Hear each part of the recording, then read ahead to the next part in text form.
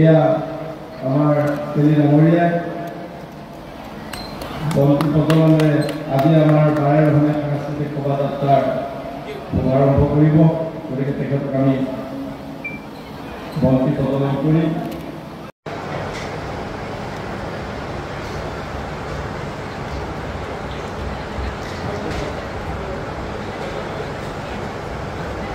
ইয়াৰ পাছত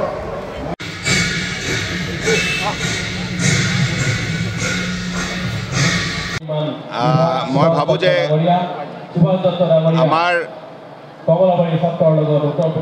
মহাপুৰুষ শ্ৰীমন্ত শংকৰদেৱ, মহাপুৰুষ শ্ৰীমন্ত মাধৱদেৱ আৰু মাধৱদেৱৰ পৰম শিষ্য শ্ৰী শ্ৰী বদলা পদ্মমাতাৰ আদৰ্শৰে আমি অসমীয়া সমাজখনক সকলো সময়তে শক্তিশালী কৰি ৰাখিব লাগিব। সাংস্কৃতিক কাৰ্যসূচীৰ যোগেদি আমি চিন্তা চৰ্চাৰ যোগেদি আমি সমাজখনৰ মাজত সমন্বয় এটা শক্তিশালী বাতাবৰণ সৃষ্টি কৰিব লাগিব।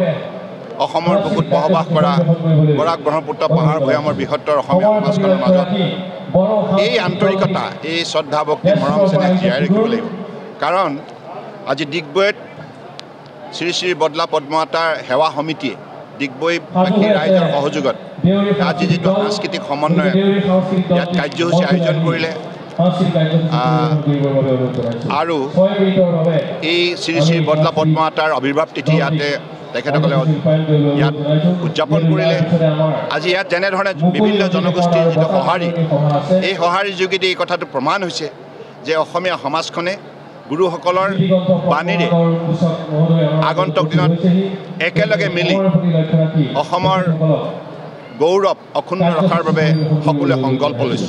গতিকে মই ইয়াত অংশগ্ৰহণকাৰী সকলোকে মই বিশেষভাৱে ধন্যবাদ জনাইছোঁ আৰু আমাৰ শ্ৰী শ্ৰী উত্তৰ কমলাবাৰী সত্ৰাধিকাৰ প্ৰভু শ্ৰী শ্ৰী জনাৰ্দন দেৱগোস্বামী প্ৰভুৰ লগতে সেৱা সমিতিৰ সকলো বিষয়ববীয়া কৰ্মকৰ্তাক ধন্যবাদ জনাইছোঁ আৰু ইয়াত আয়োজক সমিতিৰ কৰ্মকৰ্তাসকলকো ধন্যবাদ জনাইছোঁ। বিশেষকৈ ডিগবৈ অঞ্চলৰ ৰাইজ আৰু ইয়াৰ স্থানীয় বিধায়ক সুৰেণ ফুকন ডাঙৰীয়াকৈ ধন্যবাদ জনাইছোঁ। কাৰণ সকলোৰে সহযোগত আজি এই সভা, এই অনুষ্ঠান বৰ সুন্দৰভাৱে সফল হৈছে। আৰু মই ভাবোঁ যে এনেধৰণে মহান মানৱীয় বাণীৰে আগন্তুক উঠি অহা প্ৰজন্মক আমি একোগৰাকী আদৰ্শ ব্যক্তি হিচাপে গঢ় দিয়াৰ ক্ষেত্ৰত আমি বিশেষ কাৰ্যসূচী এনেধৰণৰ সঘনাই ল'ব লাগিব আৰু বিভিন্ন ঠাইত এই বাৰ্তা আমি কঢ়িয়াই লৈ যাব।